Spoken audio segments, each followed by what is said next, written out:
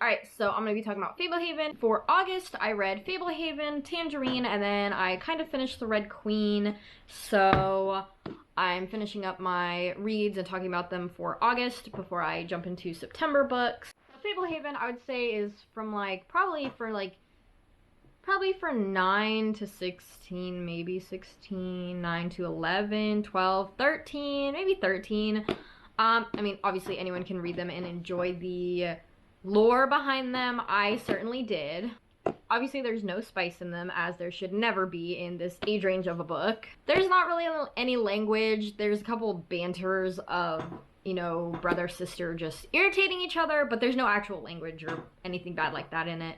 So basically the story of FableHaven is there are all of those mystical fantasy creatures that you always kind of grew up with. Well, they're real.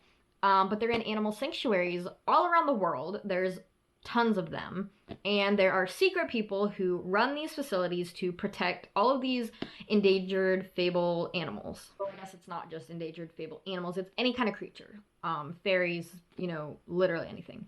So basically, this brother and sister, they have to go be babysat by their grandparents for a couple weeks while their parents go on a cruise, and they're not happy about it because they really never got to meet or spend time with the grandparents who they're supposed to be going and staying with. The younger brother is very curious, and then the older sibling is like, we should probably not be doing what grandpa told us not to do, and she's constantly cleaning up her younger brother's messes.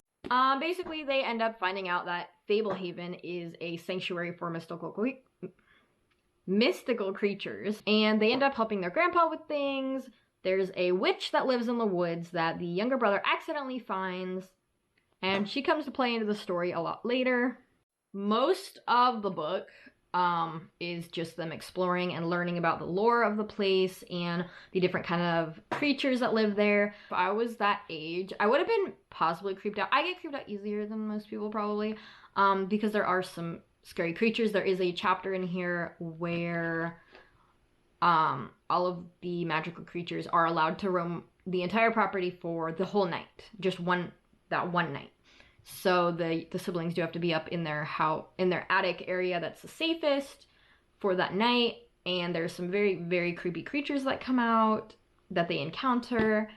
I guess if, you know, your kid or you get creeped out a little bit easier, that is just one chapter to watch out for. The chapter is a lot closer to the front than I thought it was. It's called Midsummer's Eve, so it's page 161, so that is a little bit, it could be a little creepy for some people, so that's the one chapter that, you know, if someone's concerned, just like skim through it real fast to check it out. What I really like about this is there's a lot of fantasy books out there, adult, young adult, younger kids books like this, that have fantasy mystical creatures, and they're always just these they're either really nice or they're really mean mythical creatures. In FableHaven, one of the biggest characters is fairies, not an individual character, but just the creatures themselves are a big part of it. They're just out and about. So I really like how the grandpa kind of explains it. The kids are just kind of learning about these fantasy creatures, and none of these creatures are like humans. They're not humanized like a lot of fantasy books kind of humanize them with human emotions and, you know, that kind of thing. They are vain little critters.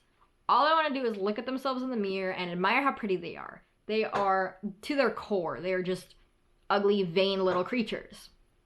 And they're very selfish, they're rude, but they're very pretty. They got little magical powers and everything. They don't really bother anyone, but they're just kind of there, like a bug. Hard to explain, but it's just a different view of fantasy creatures and how they kind of work and how they kind of think and live and all of that stuff. So it's kind of interesting to see. I would love to read a book like this that is for older, young adults or adult with the same kind of thought process behind these creatures.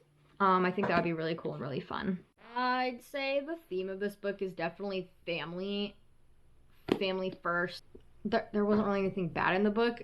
There's that creepy chapter, and then it has to do, that kind of leads into later in the book and the whole plot of the whole rest of the series. There's the witch. There's no actual witchcraft, but they do kind of mention, oh, she like said something and put a curse on someone, that kind of thing.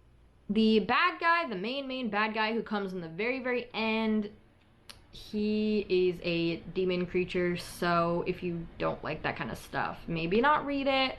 I don't know what the rest of the books are gonna look like. Alright, so yeah, good morals, good characters, really relatable sibling rivalry kind of stuff. It's kind of funny to read sometimes.